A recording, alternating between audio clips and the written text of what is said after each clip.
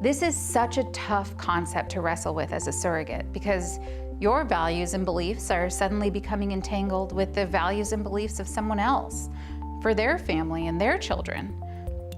Personally, I can't imagine having to make the decision whether or not to terminate a pregnancy of a child that I fought so hard for and loved and dreamed into reality with blood, sweat, tears, and my life savings, when the doctor confronted my husband and I with a diagnosis that would make survival impossible or unlikely for my child, or would mean that they would suffer and have a lower quality of life than I wished for them. I would talk over this decision in depth with my husband, my doctor, maybe with my sister or spiritual advisor, to make this decision really carefully. And I honestly don't know and can't say ultimately what I would do without being in that position. I can't imagine anything more devastating.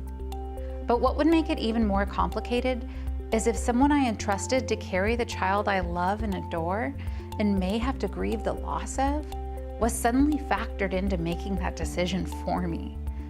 And if that person didn't trust my decision making and leave it up to me to do the right thing for my child and my family, although it would be devastating and difficult for me as a surrogate to face the termination of a child I was carrying, I understand that it wouldn't be me raising a child with a terminal illness and ultimately saying goodbye to them early, or caring for them for the rest of my life and having to plan for their care after my death if they were unable to care for themselves.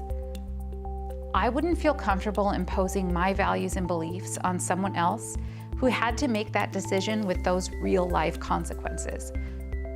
The decision to terminate a pregnancy for medical reasons is never going to be made lightly.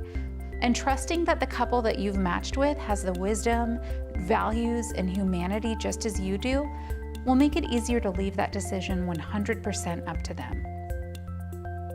The attorney drafting contracts on behalf of the intended parents will most likely insist that the right to make those decisions be left up to their client, the parents, and that the surrogate agrees to do that, whether or not the parents have any idea what they would want without being faced with that decision.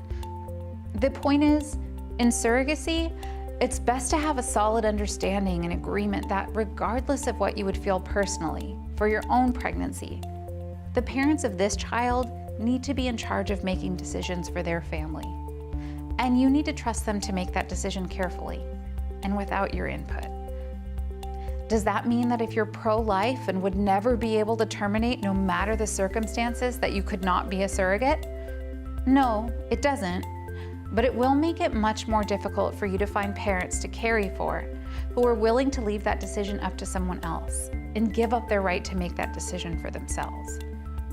Matching may take longer and in many cases may never happen at all. Should you break your values just because you want to find a match and agree to something you couldn't stick to or would be morally devastated by? Absolutely not. No one can make that decision for you, and you should not allow yourself to be pressured into agreeing to anything that you're not going to be able to live with if push comes to shove.